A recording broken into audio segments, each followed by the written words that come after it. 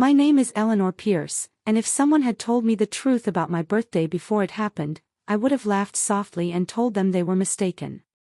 Because heartbreak, real heartbreak, isn't something you prepare for. It isn't something you pencil into your planner between errands and chores. It arrives uninvited, unannounced, wearing the face of the person you once trusted more than anyone in the world. But when I look back now, the signs were always there. The silence. The growing distance. The quiet ache in my chest that never fully went away. Still, nothing could have prepared me for what happened on my 62nd birthday. The morning that lied to me.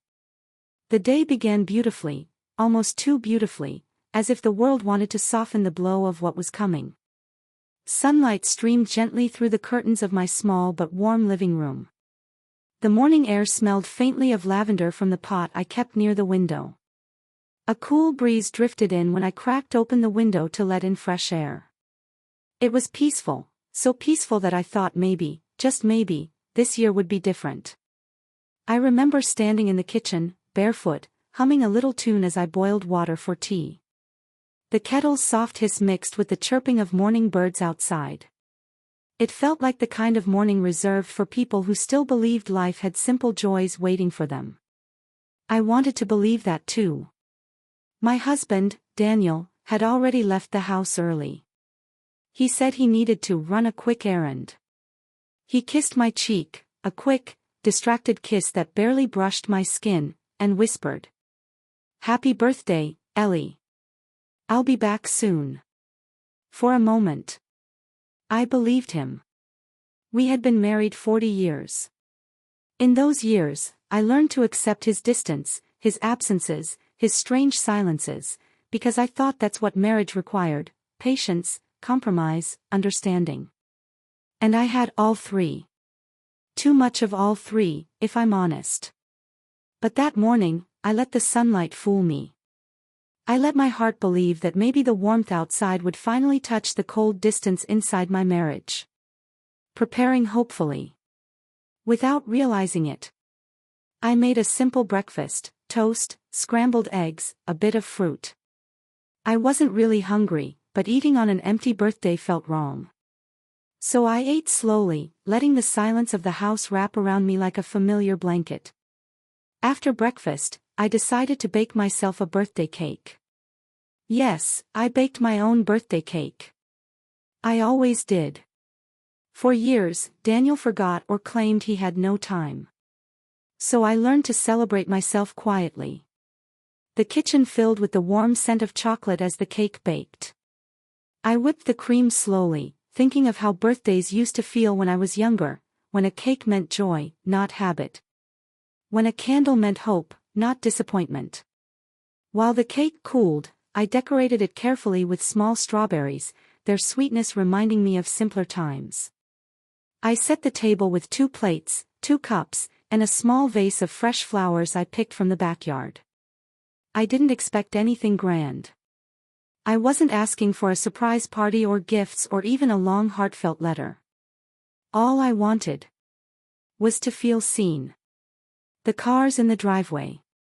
It was just past noon when I heard the first car door shut. I smiled softly, thinking maybe Daniel invited Anna or Jacob without telling me. Maybe this birthday would have a small surprise after all. Then I heard a second door. A third. I frowned. That wasn't one person. That wasn't my children. They lived out of state and always called before visiting. I wiped my hands on a towel, walked toward the living room window, and peered outside. 3 figures stood beside Daniel's car. Daniel. A woman. And 2 young adults. My breath caught. The woman looked about 50, delicate features, tired eyes, hands clasped nervously. Her hair was tied back in a loose bun. She stood too close to Daniel. A closeness I recognized instantly. A closeness that should have belonged to me. The young adults, perhaps 19 or 20, stood slightly behind her. A boy with Daniel's jawline. A girl with Daniel's smile. And then, I knew. Not with my mind. Not with evidence. Not because of anything logical. I knew with the part of my heart that recognizes truth before the brain has time to deny it. My fingers went cold on the doorknob. Still. I opened the door. Because some truths must be faced standing, not hiding. The standoff of silence. When I stepped outside, Daniel's face crumpled. Not in guilt. Not in shame. In fear. Fear of the truth finally catching up to him. "Ellie," he said softly, "there's someone I want you to meet." Someone. I stared at the woman. At the children. At the way the young man's posture mirrored Daniel's. At the way the young woman bit her lip, a nervous tic Daniel had when he was younger. My voice was steady, but inside, I felt a tremor. "And who are they?" Daniel swallowed. The woman spoke first. "My name is Melissa." Her voice was timid, but honest. Broken, but respectful. "And these are my children," she whispered.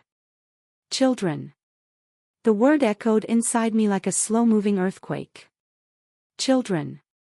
Her children. But they weren't just hers. I could see it in their faces. Their eyes. Their expressions. They were Daniel's children too. My husband's children. Children he never told me existed. Children he hid for decades behind excuses, business trips, late nights, and empty promises. My throat tightened, but still. I didn't cry. Instead, something else happened. Something unexpected. I smiled. A small, soft, heartbreaking smile. Not because I was all right. Not because it didn't hurt. I smiled because the truth, now standing clearly in front of me, finally replaced the years of uncertainty, doubt, and internal self-blame. The truth, harsh as it was a relief. Because uncertainty is a torture. Truth is freedom, even when it hurts.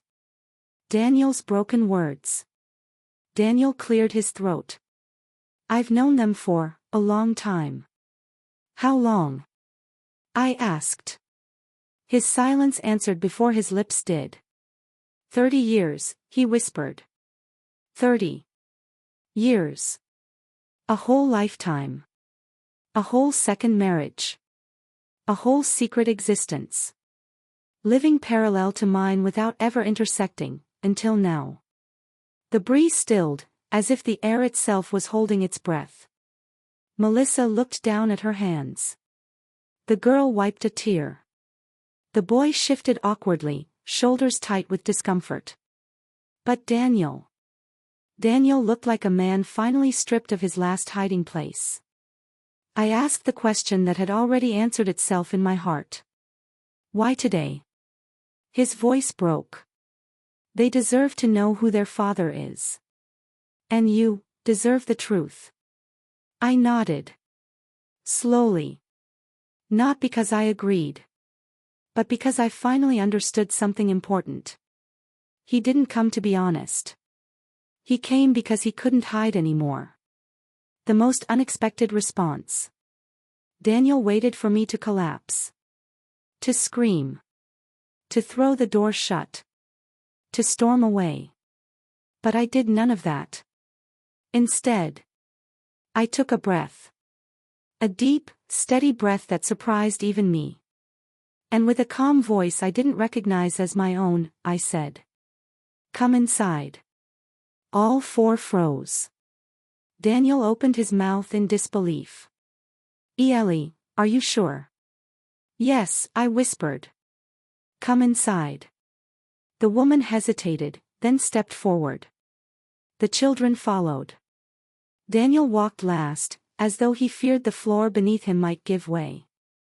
But the ground that had given way was mine. And yet, somehow, I stood firm. Because for the first time in a long time, the heartbreak inside me was turning into something else. Something steady. Something strong. Something unshakable. They sat on the couch, awkward and tense. I stood before them, calm as a quiet storm. Daniel stared at me as if seeing me for the first time, not as the quiet wife he took for granted, but as someone he could no longer predict or control. And then I walked to the dining table, picked up a small, neatly wrapped wooden box, turned toward him, and smiled. A smile that made him pale. Because suddenly he knew. I had something to reveal too. Something he never expected. Something he never imagined. Something he never believed I was capable of preparing. My truth. My silence. My strength. All inside that small wooden box. The same storyline. But the expanded version begins here. And the story was far from over. When they stepped inside my home, the home I tended, cleaned, loved, and kept alive for 40 years, a strange calmness washed over me. Not peace. Not acceptance. Just calmness. A stillness that comes after years of storms. Daniel walked behind them, head lowered. He looked afraid to meet my eyes, as if the woman he married was suddenly a stranger standing in front of him. Maybe I was. Maybe in that moment, I became someone new, someone who had carried truth quietly for so long that nothing could break her anymore. They sat down on the couch awkwardly. The tension in the room felt thick enough to touch. The girl, Grace, twisted her fingers nervously in her lap. The boy, Leo, shifted his weight, tapping his foot lightly. Melissa sat upright, hands clasped tightly together, her breathing shallow. She looked like someone who had walked into a place she never wanted to be. And Daniel. He looked like a man who finally realized the cost of his choices. But I didn't sit. Not yet. Instead, I stood there for a long moment, letting the reality settle around us. I wanted to understand the feeling in my chest. A mixture of grief, relief, clarity, and something surprisingly strong. Self-control. The house that held my silence. It's strange how the walls of a home can become witnesses to your entire life. My living room walls had held the laughter of my children. The quiet dinners. The lonely birthdays. The silent nights when Daniel stayed away. The years of pretending. The ache of waiting. The truth I never wanted to accept. And now they were witnessing this moment. For strangers, even Daniel had become a stranger. Sitting inside a life they never belonged to. I took a slow breath and walked to the armchair across from them. It was my chair. The one I always sat in to read. The one where I drank tea every evening. The one that held me through the loneliness years. This time, it felt like a throne of strength. I sat down slowly, crossing my hands in my lap. Would anyone like water? I asked calmly. They all shook their heads quickly, almost in unison. Of course.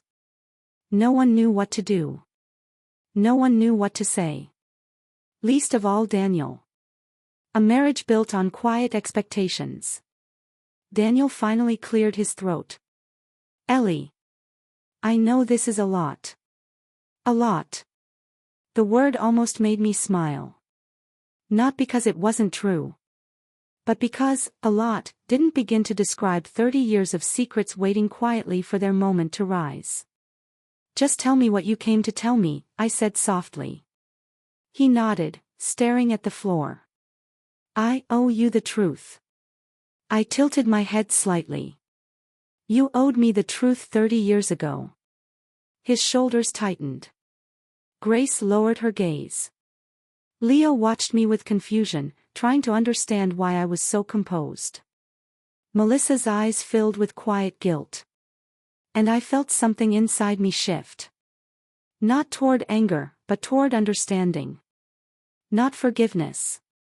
Not acceptance. Just understanding. Flashback, who I used to be. I didn't become this calm overnight. For decades, I was not the strong woman sitting in that chair. For decades, I was a wife who tried. A wife who believed in patience, loyalty, compromise, working through problems, looking for excuses instead of truth. Daniel and I built our life slowly. We married young, in a tiny courthouse surrounded by only a few friends. There was no grand ceremony. No elaborate celebration.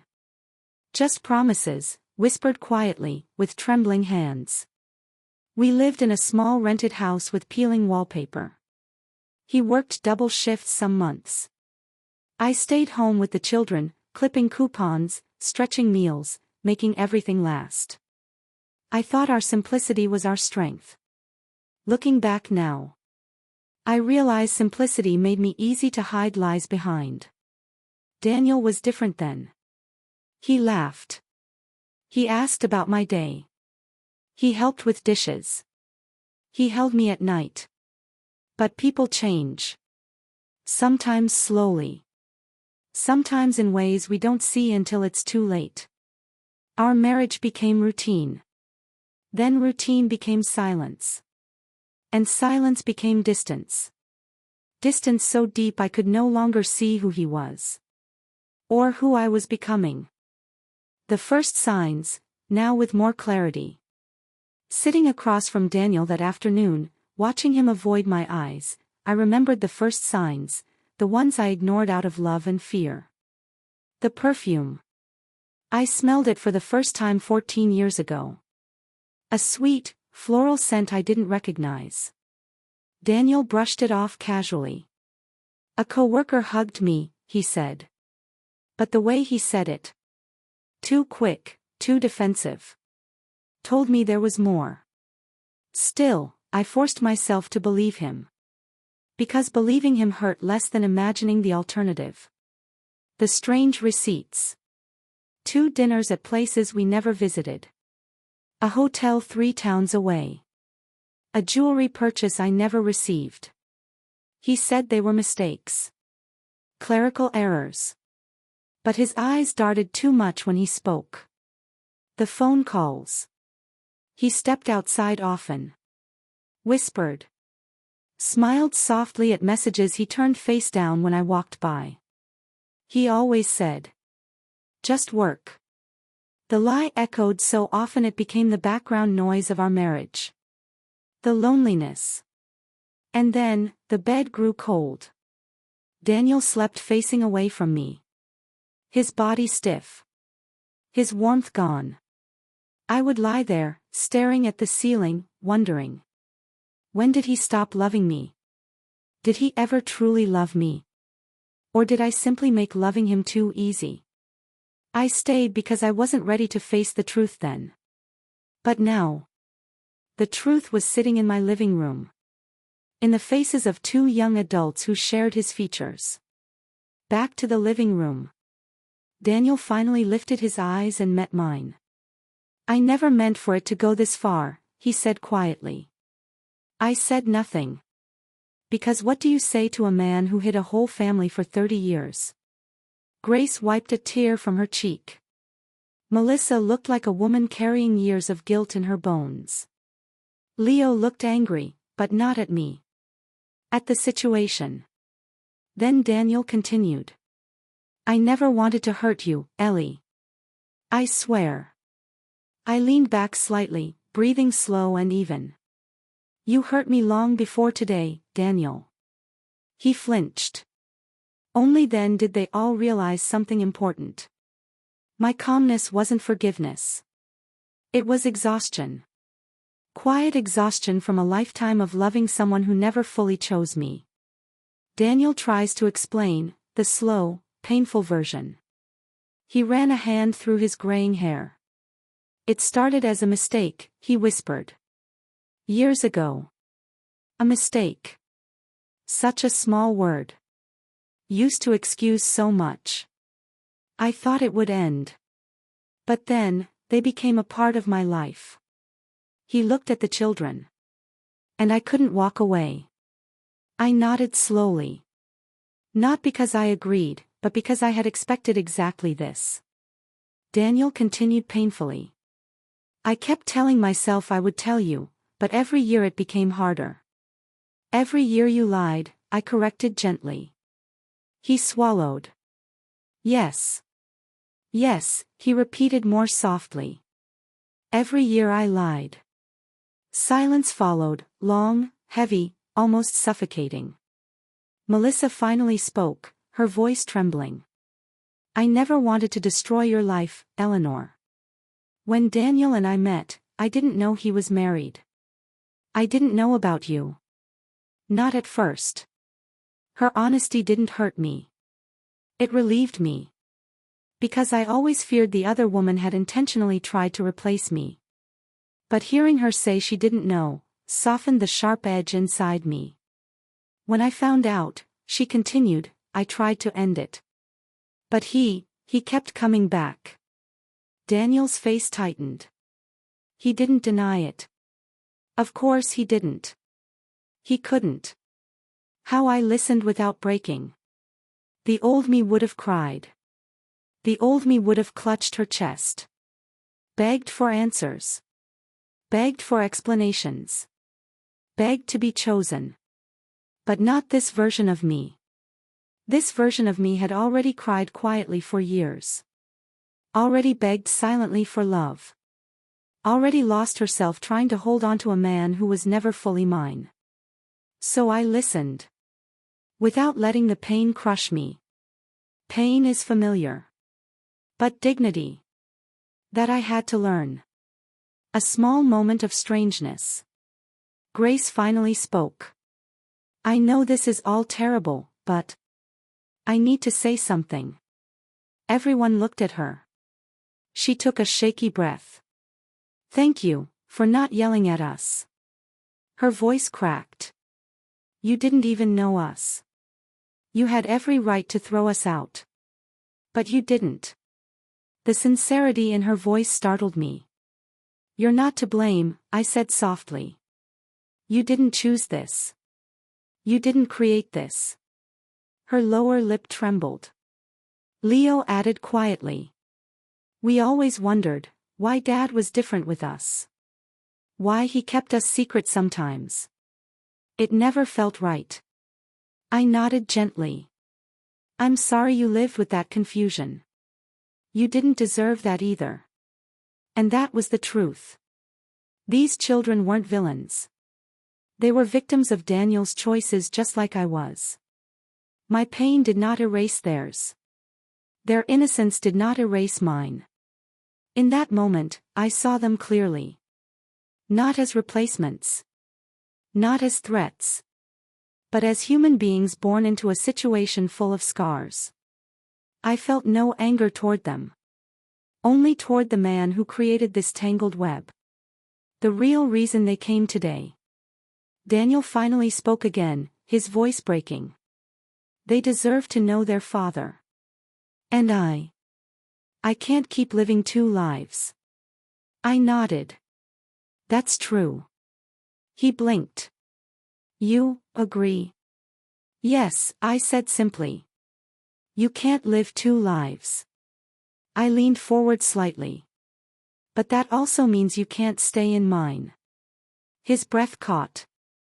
Melissa looked stunned. Leo looked guilty. Grace wiped another tear. I said it calmly. Not emotionally. Not angrily. Not dramatically. Just truthfully. Because by the time Daniel brought them into my home, my heart had already let go. The box, still waiting.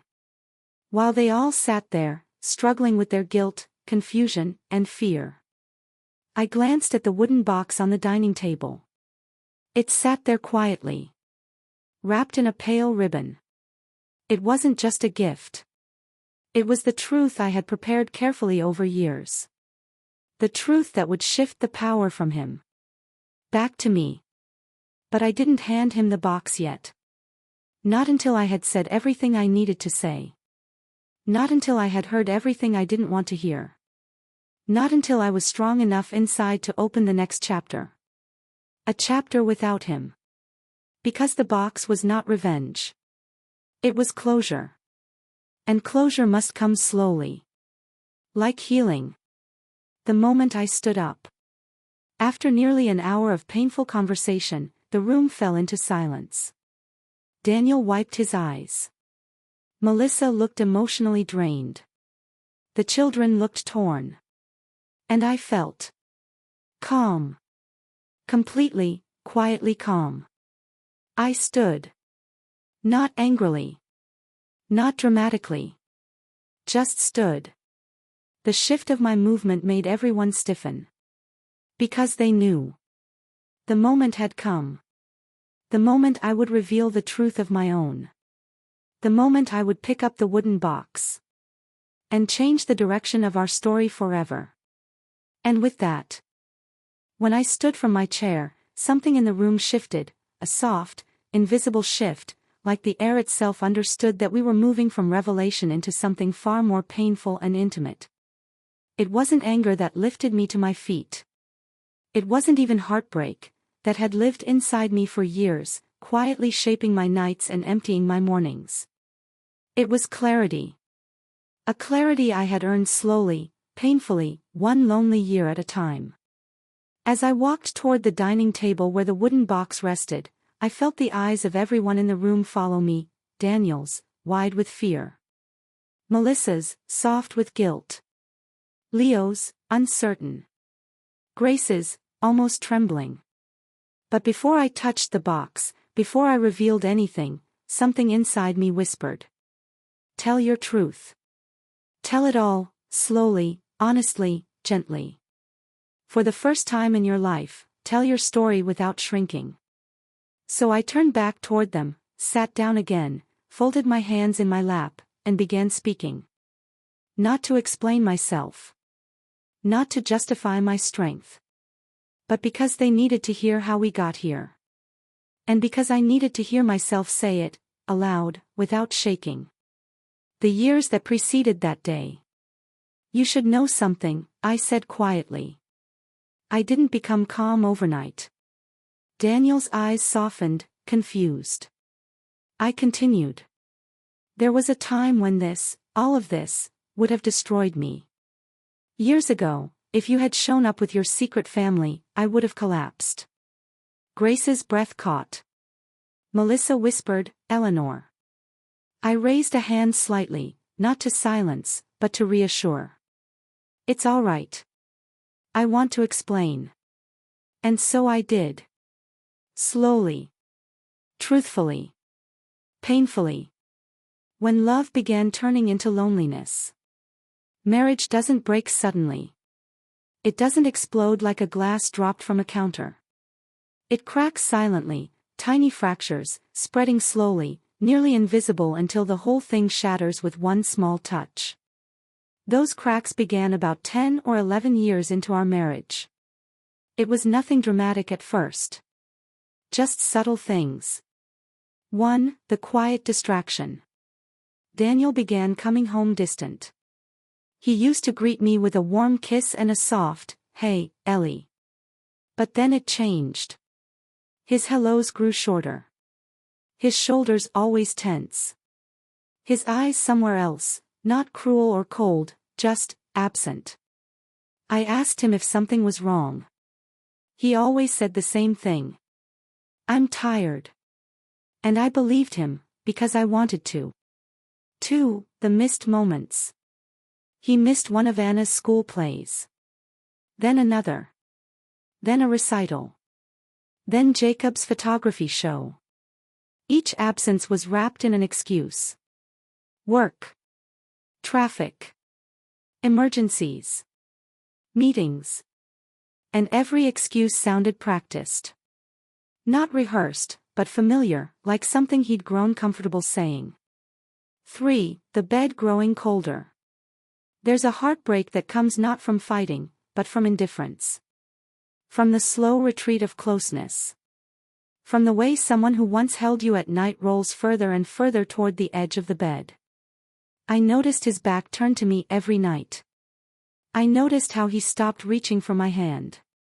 I noticed how he stopped whispering goodnight. I tried to reach him. I tried touching his shoulder gently. I tried speaking softly. I tried asking questions. All I ever got was, "I'm exhausted. Let's talk tomorrow." But tomorrow never came. When the signs grew sharper, I didn't want to see what was happening, I said softly, looking at Daniel, then at Melissa, then at the children. But the signs became too clear. 4. The perfume on his shirt. Not mine. Never mine. It clung to him, floral, sweet, unfamiliar. I asked him about it once. He said a coworker hugged him. But the lie was thin. Because husbands don't flinch when hugged. He did. 5. The restaurant receipts. 2 dinners at a fancy Italian place. 2 dinners on dates when he said he was working late. I asked him if he went out with colleagues. He said, "Oh, that's old. Wrong date." He didn't even look at the receipts. He just brushed them aside. 6. The second phone. This one. I never asked him about. I simply found it in his coat pocket, the coat he rarely wore. A second phone with no case. Only a few messages on it. Messages from someone saved as M. Simple things like, "Drive safe. What time? Miss you." I put the phone back exactly where I found it. Because I wasn't ready for the truth. Not then. When I began losing myself. The children grew up. The house emptied. And I was left alone with the silence that had been building for years. Silence louder than arguments. Silence heavy like a wet blanket draped over the soul. I would sit at the kitchen table in the evenings, eating dinner alone, pretending he would walk in smiling. Pretending he still loved me. Pretending nothing was wrong. I decorated for holidays alone. I cooked alone. I made birthday cakes alone. One night, while cleaning the hall closet, I found a small photograph, the first real piece of undeniable truth. Daniel, holding a baby boy that wasn't ours. My fingers froze. My breath stopped. My heart shuddered. But I didn't confront him. Why? Because confronting would make it real. And I wasn't ready. Not yet. Instead, I put the photo inside a small wooden box, closed the lid, and placed the box on my dresser. That box became the graveyard of my denial. The box that gathered pieces of truth. I looked at the box now, still sitting on the table, and then back at Daniel. That box didn't start out as a plan, I said quietly. It started as a place to put the things I couldn't bear to face. Inside it, over the years, I placed the photo, hotel receipts, restaurant bills, printed emails, appointment cards for locations he claimed not to visit. The second phone once, before returning it. It filled slowly. Like tears gathering before they fall. Every time I placed something inside, a little piece of me dimmed. But I still stayed. Because leaving felt harder than hurting. Because the woman I was back then still believed love meant endurance. The night I broke quietly. I told them the worst moment, the breaking point, slowly, because it still carried weight in my chest. One night, Daniel came home past midnight again. Daniel closed his eyes, ashamed. He smelled like perfume. He looked happy. Happier than I'd seen him in years. I wasn't angry. I wasn't jealous. I was numb. I asked him softly. Did something good happen? He stammered. No. Just work. But his smile, the fading traces of it, told the truth. That night, after he fell asleep on his side of the bed, turned away from me, I walked to the bathroom, closed the door quietly, sat on the floor, and cried silently into my hands. Not because I lost him, but because I had lost myself. I spent years shrinking, bending, swallowing truth, choosing silence, pretending nothing was wrong. Crying alone in that small bathroom made me realize I was disappearing. And no one even noticed. Not even me. The moment I decided to change. I made a decision that night, I said softly. To slowly pull myself back together. To quietly gather my pieces. To slowly build a plan. Not out of revenge, but out of self-respect. Grace wiped a tear. Leo's jaw tensed.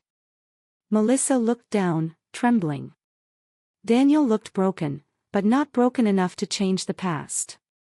The final confession before the birthday. 6 months before my birthday, Daniel finally confessed, but only partially. He told me there was someone else. He did not tell me her name. How long. That there were children. That it had been 30 years. That he lived 2 lives. He only admitted the bare minimum. A coward's confession. But even that was enough to confirm what I already knew. That night, when he left the room, I took the wooden box, now nearly full, opened it, and placed his confession note inside. And as the lid closed, something clicked inside me. A quiet kind of strength. A kind of strength built not in gyms or from anger, but from years of surviving quietly. That night, I signed divorce papers. Not to file immediately, but to keep them ready. I wanted to choose the moment. My moment. My timing. For once in my life, I wanted control. The morning of my birthday, now deeper. When my birthday arrived, I woke with a strange heaviness in my chest, like a premonition I couldn't name. I cleaned the house with extra care. I baked a cake with slow, deliberate movements. I set the table for 2, maybe out of habit, maybe out of hope. I wrapped the wooden box carefully, added a pale ribbon, placed it on the table. It wasn't a gift. It was the truth. My truth. Waiting patiently. And then. The cars arrived. The doors opened. The family stepped out. And my heart knew. This was the moment I had been preparing for. Not the confrontation. Not the betrayal. The closure. My closure. Back to the living room, transitioning to the turning point. By the time I finished telling them all of this. Slowly, calmly, without a single raised voice. The room felt heavier than before. Melissa was crying softly. Grace wiped her face repeatedly. Leo stared at the floor, fists clenched. And Daniel. Daniel looked like a man who finally recognized the full weight of the woman he had underestimated for decades. I stood again. Walked to the table. Placed my hand on the box. And whispered. Now it's your turn to hear the rest. The turning point was coming. The moment when my truth would stand beside theirs. Equal, powerful, final. And with that, I rested my hand on the wooden box for a moment before lifting it carefully from the table. The ribbon brushed against my fingers, soft and cold. In the quiet of that moment, I could hear only one thing. My heartbeat. Not fast. Not panicked. Just steady as the woman I had become. Daniel watched me with dread in his eyes. The kind of dread a man feels when the truth he never wanted to face finally stands up and walks toward him. And the others. They didn't breathe. Grace held her breath. Leo froze. Melissa clasped her hands so tightly her knuckles whitened. No one moved. Not even me, as I carried the box back to my chair, my place of strength, my place of control, the place where I rebuilt myself in front of them. I sat down gently, placing the box on my lap. The ribbon shimmered faintly in the afternoon light. Daniel swallowed hard. "Ellie, what is that?" The fear in his voice was unmistakable. And for the first time in decades, I didn't feel small. I didn't feel like the invisible, quiet wife. I felt seen. Seen by myself. Seen by my strength. Seen by the woman I had finally become. The room full of truth. I looked at Daniel. He looked older than ever, not because of age, but because of guilt. Years of guilt weighted his shoulders. When he spoke, his voice cracked. "Ellie, what is in the box?" I didn't answer him yet. Because before I opened the box, before I handed him the truth, I needed to give words to the silence that had shaped my life. "Before I show you," I said softly, "I want you to understand something." His eyes lifted, desperate and afraid. "I'm not doing this to hurt you," I continued. "I'm not doing this for revenge. I'm doing this to free myself." Melissa's eyes softened with sympathy. Grace sniffed. Leo looked confused, but respectful. I placed both hands on the wooden box. "This," I whispered, "is the truth I had to gather piece by piece, because you never had the courage to speak it." Daniel shut his eyes tightly, a tear escaping down his cheek. "I'm so sorry," he said again, barely audible. "But apologies don't fix decades. Apologies don't undo betrayal. Apologies don't erase lies. Apologies don't rebuild trust that was never real in the first place." I opened the box.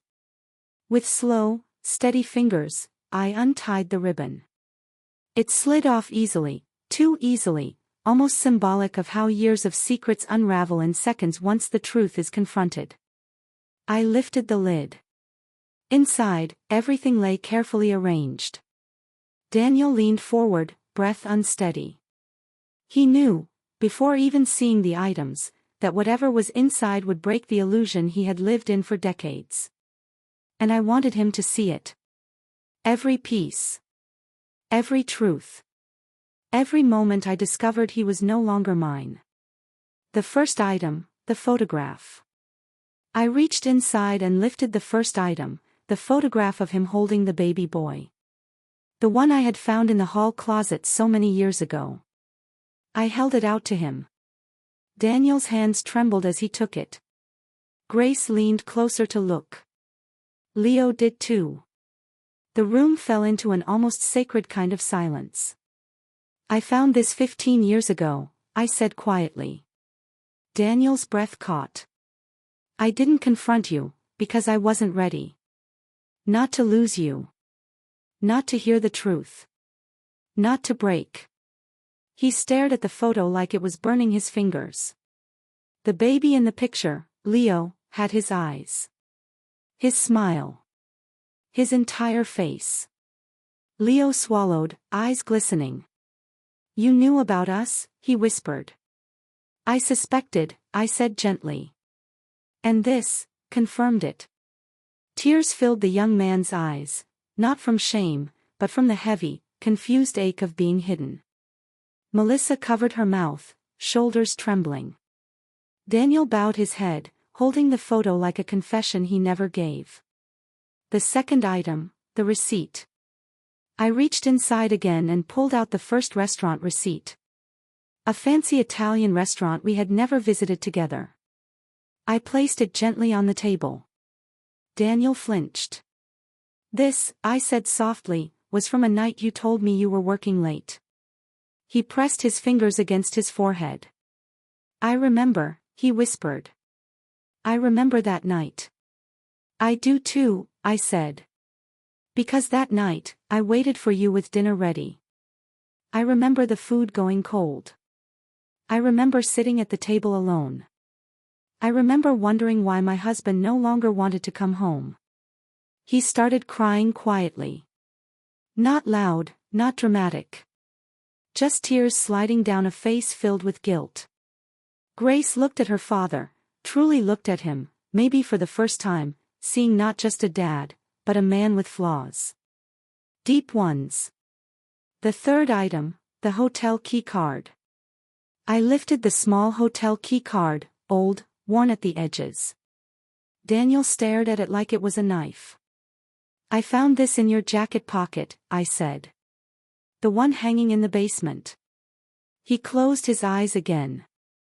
I wasn't ready to ask you about it then. He whispered, I should have told you. You should have, I agreed. But you didn't. Melissa wiped tears silently. That key card symbolized years of nights spent elsewhere, nights that could have been spent saving our marriage, if he had wanted to. The fourth item, the second phone. I didn't pull out the actual phone, I had returned it to where I found it years ago. But I pulled out a small piece of paper where I had written down some of the messages. I showed the list quietly. Daniel stared at it. My God, he whispered, ashamed. Drive safe. Miss you. Tonight? Call me. Short messages. Simple messages. But enough to unravel 30 years of lies. Grace turned away, overwhelmed. Leo squeezed the armrest, trying to steady himself. The fifth item, the printed emails. I pulled out printed emails, harmless on their own, damning together. Dates. Times. Meetups. Daniel's breathing hitched. I placed them beside the other items. Slowly, deliberately. This, I said softly, is the truth you forced me to learn in silence. The final item, the envelope. Daniel's body stiffened when he saw me reach for it. He knew. In that moment, he knew exactly what it was. But he still whispered. Ellie, please. Don't. I opened the envelope slowly, almost tenderly. Because this part wasn't anger. It wasn't revenge. It was closure. I pulled out the papers and placed them in front of him. He covered his mouth. Divorce papers. Signed by me. Dated months ago. I signed these, I said softly, the night you told me you had someone else. Grace gasped. Melissa pressed a hand to her chest. Leo froze. Daniel stared at the signature, mine, like it was the edge of a cliff he didn't expect to fall from. You were going to leave me, he whispered, voice trembling. I already did, I replied gently. In here. I touched my chest. My heart left a long time ago. The papers just made it official. He shook his head as tears streamed down his face. Ellie. I didn't want to lose you. You lost me 30 years ago, I said softly. You just didn't notice. The breaking of Daniel. Daniel collapsed into the couch. Not physically, emotionally. He buried his face in his hands. I was a coward, he whispered. Yes, I said. Not cruelly. Just honestly. You were. I hurt all of you. Yes. I don't know why I did it. I think you do, I said gently. But you're not ready to say it yet. He sobbed quietly. Grace placed a hand on his back. Leo looked away, torn between anger and empathy. Melissa's eyes filled with a painful mix of guilt and respect. I watched him cry. And for the first time, I didn't feel responsible for his pain. His pain was born from his choices. Mine was born from his choices too. But I had already carried it long enough. Now it was his turn. The moment I rise. I stood again. Slow. Calm. Grounded. The kind of rising that comes from the end of a long, heavy storm. Daniel lifted his head, face wet, eyes desperate. Ellie, don't leave. A small, soft ache moved through my chest. Not because I wanted to stay. Because he wanted me to stay only now. when he had nothing left to hide behind. "Daniel," I whispered, "I'm not leaving you. You already left me. I'm just accepting it." He shook his head. "I can fix this." "No," I said gently. "You can't fix 30 years of secrets in one afternoon. And you can't fix a heart that stopped belonging to you long ago." Grace cried quietly. Leo rubbed his forehead. Melissa looked devastated. But I felt lighter. Like standing in a room with open windows after years of suffocating air. The quiet power of letting go. I walked toward Daniel and placed a hand, a kind, gentle hand, on his shoulder. "I'm not angry anymore," I said. "I'm not bitter. I'm just done." His lip trembled. "I still love you," he whispered. I nodded. "I believe you. But love without honesty is just a soft lie. And I'm done living inside lies." My voice didn't break. Because this wasn't heartbreak anymore. This was healing. Healing in real time. Healing in slow breaths. Healing in truth. The transformation. Melissa stood up slowly. "Eleanor. I don't know how to make this right." "You can't," I said gently. "But you can raise your children with honesty. That's the only thing you owe them." She nodded through tears. Leo whispered. "You're stronger than I thought." Grace said softly. "You deserve better." And Daniel, broken, trembling, lost, looked at me as though he finally saw me after 40 years. "You deserve everything I couldn't give," he whispered. I smiled softly. A sad smile. A peaceful smile. A final smile. "I will find it," I said. "And you will live honestly for the first time in your life. That is the best ending we can have." And with that, I walked to the kitchen, leaving the wooden box and the past behind me. The turning point had come. And I had risen. Silence followed me into the kitchen. Not the heavy, suffocating silence from earlier, the kind filled with secrets and fear. This silence was different. A silence that felt like the final page of a long, painful chapter being closed softly. I stood near the counter for a moment, steadying my breath. Not because I was overwhelmed, but because I needed that moment to recognize myself again. When I turned around, the doorway framed Daniel still sitting on the couch, hunched forward as if carrying the weight of 3 decades on his back. Grace and Leo sat quietly, looking lost in their own storm of emotions. Melissa dabbed her eyes with a tissue, unable to meet my gaze. And I, for the first time in a long time, felt a deep sense of clarity. Not joy.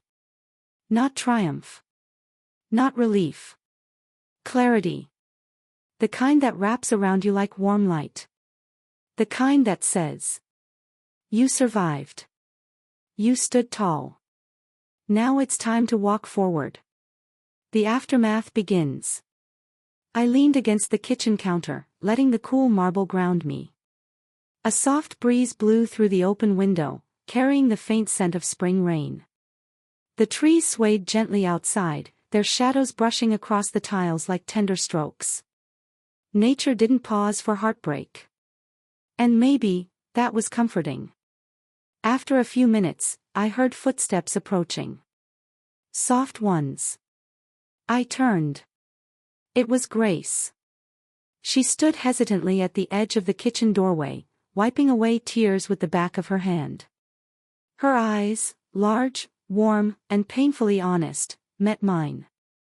"Eleanor, can I talk to you?" I nodded gently. "Of course." She stepped inside slowly, almost like a child entering a room she didn't think she was allowed in. Her voice cracked. "I want to say I'm sorry. Not because I did something wrong. But because you didn't deserve any of this." The sincerity in her voice broke something soft inside me. I took a step closer. You didn't choose this, I said. None of this is your fault. But we were the reason he lied to you, she whispered. No, I corrected gently. You were the reason he lied to himself. Her breath hitched. A tear slipped down her cheek. He never let us tell anyone about him, she whispered. Not teachers, not friends, not even family. I softened. He hid all of you, I said. Not because you were shameful, but because he was afraid of the truth. She nodded, pressing a hand to her forehead. I always wondered why he acted so nervous around us. Why he checked the time constantly. Why he avoided taking pictures with us in public. Why he left before holidays. I inhaled slowly. And now you know. She wiped her tears again. You're stronger than I imagined.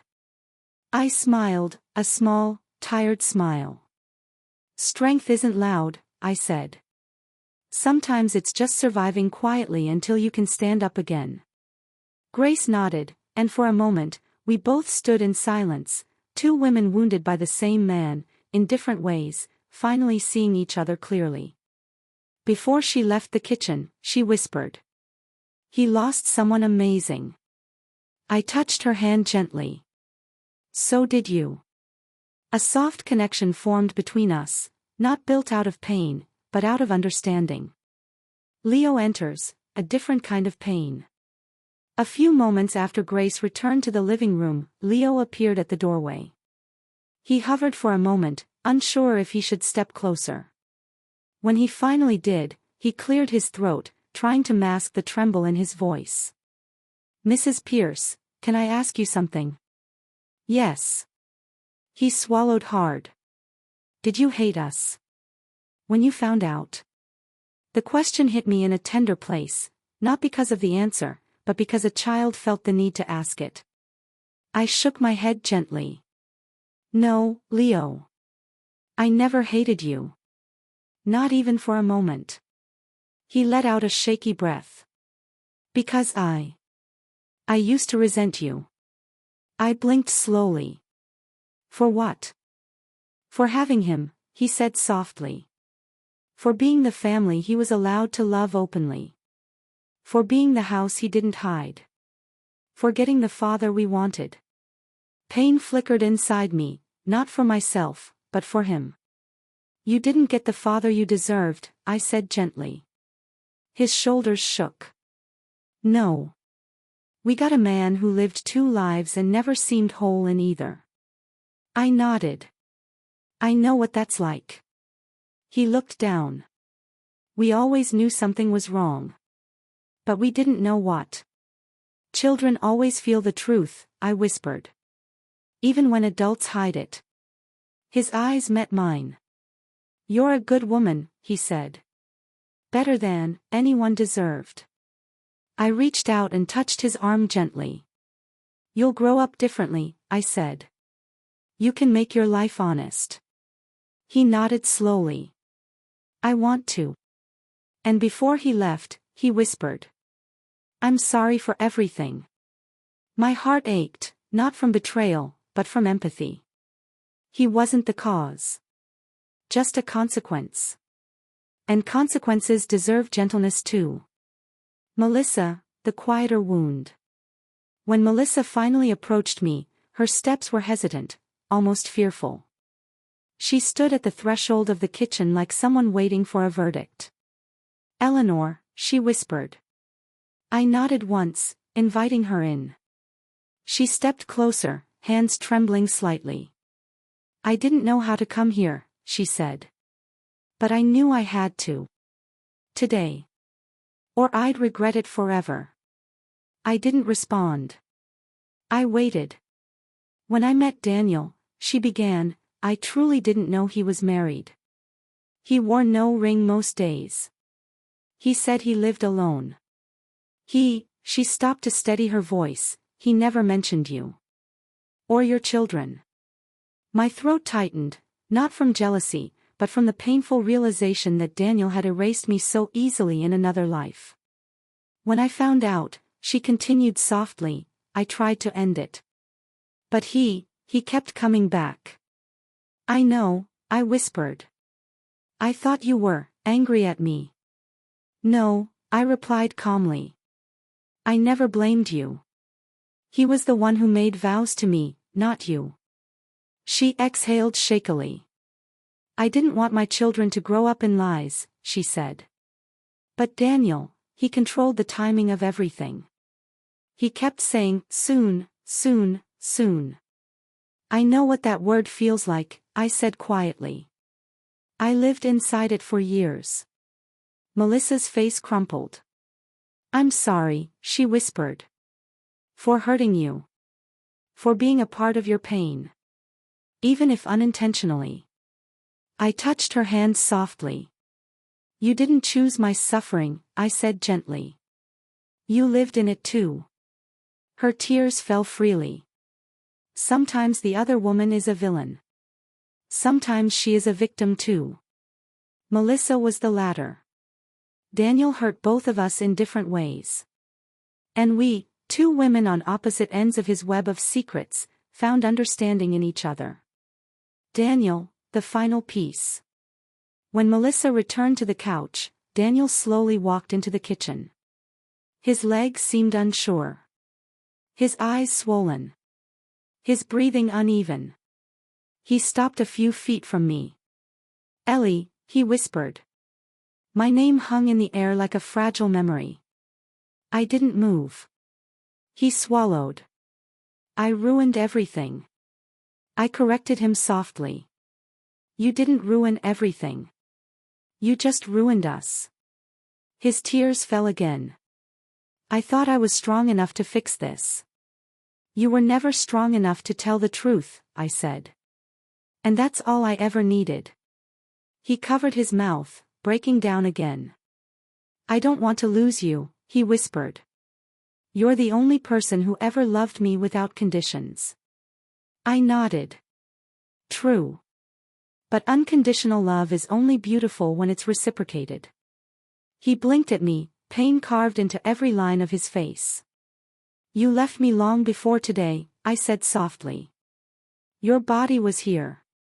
But your heart was somewhere else. I was weak, he whispered. You were human, I corrected. But you chose the kind of human you wanted to be. He stepped closer. Ellie, is there anything I can do? I touched his arm, gently, like saying goodbye to an old wound. Yes, I whispered. Let me go. His knees buckled slightly. A quiet, shattering sound escaped him. But I didn't comfort him. Because his pain was finally his to carry.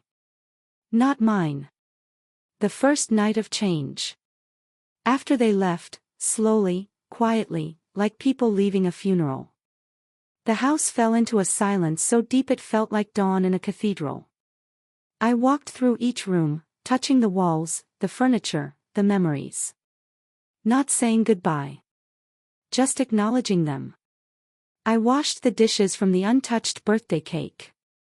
I put the wooden box away, not out of sight, but in a drawer, untouched but honored. I changed into my softest nightgown. Sat on the edge of the bed. The bed felt different. Bigger. Quieter. Sadder. But honest. Honesty, even painful, is easier to live with than lies. I lay down and let my body feel the weight of everything. My life. My marriage. My past. My silence. My courage. My decisions. And for the first time in many years, I fell asleep without waiting for a door to open. Without hoping for a voice to call my name. Without wondering where Daniel was. I fell asleep knowing the truth. And sleep, that night, felt like freedom. The first weeks after I moved felt like learning to walk again. Simple things that used to be automatic had become new. Making breakfast for one. folding a single towel and laying it exactly right. Tacking up a small print on the wall that made me smile. My new house smelled of paint and cut wood at first. Then it smelled like Sunday bread and the lavender I planted in the window box. I would stand at the sink in the morning watching sunlight on the floorboards and feel a quiet gratitude. Not the loud kind people talk about. The small steady kind that settles under your ribs and makes you breathe easier. People asked how I was doing. Friends called. My sister, Marta, sent a casserole and a note with an old joke we loved. Anna texted pictures of her life, a new apartment, her partner leaning on a balcony, their cat asleep in a sunbeam. Jacob sent photos of a new camera he was trying out, birds frozen mid-flight like tiny miracles. All those little things mattered. They were small stitches sewing me back together. At first I kept busy on purpose. Cleaning. Gardening. Painting the little porch swing blue. I drove slowly to the library and shelved books like I'd done years ago. I joined a small book club, 5 women who loved quiet novels and strong tea. We met once a month, and I listened and laughed and felt my chest loosen a little with each visit. Some nights loneliness still visited me. It would sit beside my tea mug and watch the television for a while before it left. But the difference now was I did not fear loneliness. It was a guest I could offer a blanket to and then ask to leave at midnight. I learned to be with myself and not feel empty. One day, 3 months after the birthday, Grace knocked on my door. She stood on the porch holding a paper bag with homemade cookies, uneven but fragrant. Her eyes were older, steadier. She smiled with a softness that made me think of sunlight on wet pavement. "Hi, Eleanor," she said. "I thought you might like these." We sat on the porch swing and ate cookies that crumbled sweetly at the edges. She talked about college plans, about how confusing it was to have people you love make bad choices. She said she and Leo were trying to make sense of a man who could be both kind and dishonest. Her voice was careful, but there was courage there too. "You were so kind to us that day," she told me quietly. "You didn't make us feel ashamed. You made space for us to be scared and still be children." I felt something warm and soft inside my chest, a kind of peace I had not expected. "I'm glad you came," I said. "You didn't do anything wrong, Grace. You never did." She wiped her eyes and then, unexpectedly, she reached into her bag and handed me a small folded paper. "It's from my mom," she said. "She wanted you to have it." It was a short note, the kind that feels like a hand squeezed gently. "Eleanor, thank you for being human. For not burning bridges when you could have. For teaching my children that grace is stronger than judgment. We will try to live honestly. Melissa." I held the paper like it was a small treasure. Her words did not erase what had been broken. They did, however, feel like healing water poured into a dry place. In the months that followed, Daniel called a few times. His voice was smaller on the phone, softer than I remembered. He asked about the garden once. He asked how I was sleeping. Sometimes I answered. Sometimes I did not. There were no dramatic reconciliations. No cinematic apologies that changed everything. There were quiet conversations and the slow, steady work of separating 2 lives that had been tangled for too long. He started therapy, I was told. So did Melissa. The children saw a counselor. It was not an easy road for any of them, and it was not my job to rescue them. My job was to be whole. One morning, as the first crocuses pushed through damp soil, I walked into the garden and found Jacob there with a small shovel. He had come to help plant the lavender I loved. We worked with our hands in the soil and talked about small things, the camera he wanted, a recipe he'd learned, a neighbor's dog that liked to sleep in doorways. "You look good, Mom," he said simply, wiping dirt from his fingers. "You look good, too," I replied. "You're doing well." His presence steadied me. His love had been a constant that Daniel could not take away. I thought about the years I'd worried about losing family and realized how much it had been a fear of losing myself. Now, with my son near, the fear felt smaller. Evenings became my favorite time. I would make a simple dinner, sit at the little table by the window, and sometimes play an old record my father used to listen to. The music felt like memory wrapped in sound, familiar and new at the same time. I would light a candle and read until the pages blurred, or I would call a friend and laugh until the laugh turned into a soft exhale. People asked if I regretted staying as long as I had. It's a complicated question. I understood their curiosity. If I'm honest, there were regrets, small, sharp ones. Regrets of time lost, of moments when I swallowed truth to keep peace. But there was no point in living inside regret every day. It would have anchored me to a life that could not be changed. Instead, I chose to be patient with myself. I gave myself permission to grieve what I had loved and to celebrate what I was becoming. I learned to speak my needs without guilt. I learned to accept help without feeling weak. I found joy in tiny things, a cup of coffee in the morning sun, a letter from Anna, the way the hydrangeas opened in July. One late afternoon, sitting on the porch swing with a cup of tea, I watched the sky fill with pink. I thought about the years of silence and how carefully I had collected my truth. The wooden box, the one I used to hold his receipts and notes and final papers, sat now on a shelf in the closet. Sometimes I took it down and looked at it like a relic from another life. Not out of pain, but as a marker of where I began again. My neighbors would sometimes stop for a short chat. Mrs. Nguyen from next door would bring over lemon bars. Mr. Alvarez would show up with a clipped rose and a story about a stray cat he tried to adopt. Community returned to me in small, ordinary ways, conversations over the fence, shared recipes, a borrowed cup of sugar. I began volunteering at the food bank again, the place where I once met Daniel in a simpler time.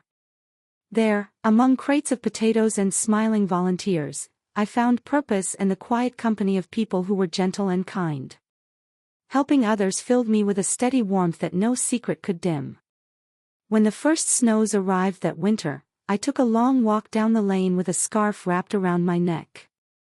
Snow muffled the world into a soft hush, and I breathed in the cold, crisp air. I didn't need to prove anything to anyone. I had found peace in being exactly who I was, with no more apologies necessary.